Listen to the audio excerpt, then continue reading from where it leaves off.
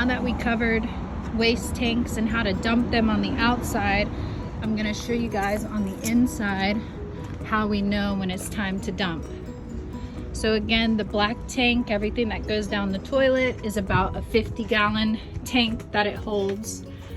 And then your gray is about 51 gallons, so everything that goes down the sink and shower drain. So right here on our control panel, right by the entrance, this is like our brains of the RV. I'm gonna press and hold down on black. So right now it's empty. If I was to press and hold and it shows the red light at 2/3, I need to dump soon. And then same when I press and hold my gray. It says empty now, which is good. But when I get to 2/3, it's time to dump. When it gets to 2/3 for your black or your gray, it's time to dump. So that covers our action side, the driver's side of the RV. Again, I call this the action side because all of your important stuff, for the most part, hookup wise, is on the driver's side of the RV. I don't know if I mentioned, but just in case, by your city connection, you're gonna see something labeled as caution tank flush. You will never have to use this one. This is for maintenance purposes only. You'll only be using the city water connection. This particular RV, you do have a backup camera. So as soon as you put the RV into reverse, the backup camera clicks on. The backup camera definitely helps, but I also always recommend having a spotter if you have that availability. Just have someone stand outside of the RV, because as much as the backup camera helps, any overhanging trees or long branches or anything, you wouldn't be able to catch on the backup camera. So having a spotter definitely helps. If it's a foggy day or it's kind of dark outside, having someone stand and just make sure wherever you're backing into is clear definitely helps avoid any damages. Coming around to the passenger side, again, we have our main storage area here where you'll find all your hoses and stuff. You also have some space right back here. And again, all the storage doors, you have this little latch, so it'll hold the door up for you. And coming along, you have your 110 outlets for the outside of the RV. So if you want to plug something into the outside, you have that ability. Again, the RV would need to be plugged in, or the generator would have to be on for these outlets to work. Right by your entrance door, you have a little storage area here. This is your propane tank. So propane tank is right here. Your propane powers your stove.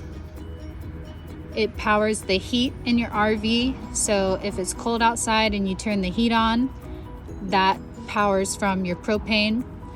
Also your fridge, if you turn your fridge on, and we usually turn it on for you when you come to pick up the RV, so it's nice and cold and ready for you to put whatever you need to in the fridge and freezer.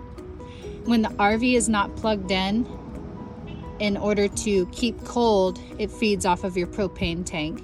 Now it doesn't take much, but that is where it gets its fuel from, is your propane. So stove, heat, and fridge. When you're not plugged in, the fridge feeds off of your propane tank.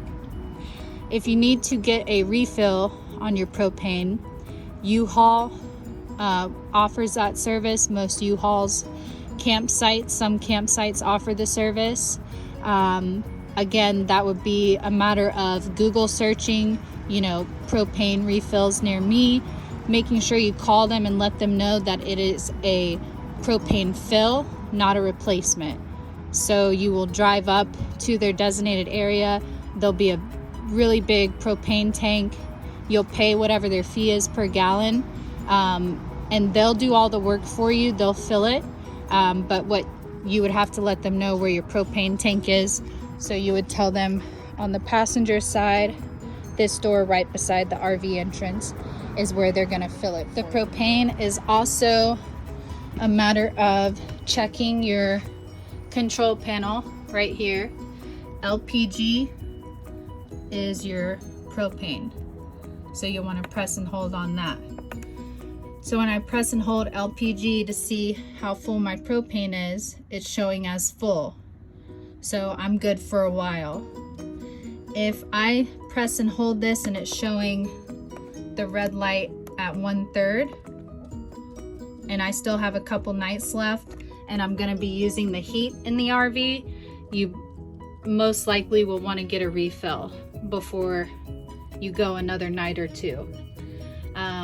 Because depending on how high or how hot you're running the heat inside the RV, it's going to be taking from that propane tank, and you definitely don't want to run out of propane during the night and freeze all night. So I definitely recommend, of course, making it a habit every morning and night just to check your levels on everything, seeing how full or how empty everything is, and especially the propane in the winter time, just to see how low you're getting. And again, if it's only showing 1/3 and you have a night, 2 nights more than that left, then you definitely want to get a propane fill. And then right here at the entrance of the RV, you're going to see some buttons. So this is for your solar panel. As long as you're in sunlight, you are going to be getting a little bit of juice into your solar panels, and that's going to help keep your house battery charged. So your house battery is the battery that's located underneath your RV steps. You have 2 batteries. You have your engine battery, and then you have your house battery. The house battery powers like your lights, it powers your smoke detector, carbon monoxide detector, all of the little things that don't require the RV to be plugged in or the generator on. It's going to feed off of your house battery. And I'm going to show you how to check the levels for that up here. You can see how low your house battery is getting. Now the solar panel will keep a minimal charge on your house battery if you're getting a lot of sunlight during the day. But if it's a cloudy day and you're not getting much sunlight, it's not going to give any charge to your house battery. If your house battery gets low, a good sign that your house battery is low is your carbon monoxide detector starts to beep really slowly, your smoke detector will start to beep really slowly, your lights will be dim, if not completely off. That's a good sign that you need to check your battery, house battery level, and make sure it's not getting too low. Besides the solar panels, another way to charge your RV house battery is to turn the engine on, crank the RV engine, and give it about 15 minutes. And when you press that button, you should see it charge back up. Also, by keeping the RV plugged in regularly will keep your house battery charged as well. So even if you're plugged into a 30 amp connection, or if you're using that 110 adapter, the one that looks like a house plug, that's going to keep the house battery charged. The importance of keeping the house battery charged is once it reaches a certain level, so if I press and hold down on battery, it's telling me that my house battery is full, which is good. Again, when it's at 1/3 and it's at that point where it's like halfway at 1/3, that's when you're gonna start seeing the lights are really dim, the carbon monoxide detector's beeping, the smoke detector's beeping slowly. That is when you definitely either need to crank up the RV or plug it in, so you can recharge those house batteries. Because once your house battery is all the way drained and it's at empty, nothing's gonna work on the inside of the RV. So you won't be able to power anything. Even your generator will not be able to turn on once that house battery reaches that really low level. So we covered the solar panels. Right here, this is the master switch for your house battery. So you just wanna make sure this is always on. If you're not getting any power inside, or you're having issues getting power, the first place you want to check is right here and make sure it's in the on position. Because what happens if you turn it off, if you look at your lights, I'm going to turn it off, it cuts power to everything when it's off. Then when you turn it on, everything's getting powered. Right above your master power switch is your interior light switch. This turns your lights on and off. This second switch is for your step lights. That turns your step lights on and off. And then you have your awning light. That's for your outside LED strip right there. When you turn this on, it turns your LED strip on for the outside. And then you have your awning switch right here. So your awning is this guy on the passenger side. He comes out about 8 feet. It's like your sunshade. You just want to make sure when you have the awning extended and it's open that if it's windy or rainy, you're going to want to close it. Also, another caution is when you're going into a campsite or an area with a lot of trees, low hanging branches, you want to have a spotter to make sure that those branches aren't going to catch in the awning, because if it catches in the awning fabric or on the awning arms, they do surprisingly tear really easily. Making sure it is completely closed before you drive the RV. And to extend the awning, you just press the down button and it brings the awning out. And you just hold it down until it's all the way extended.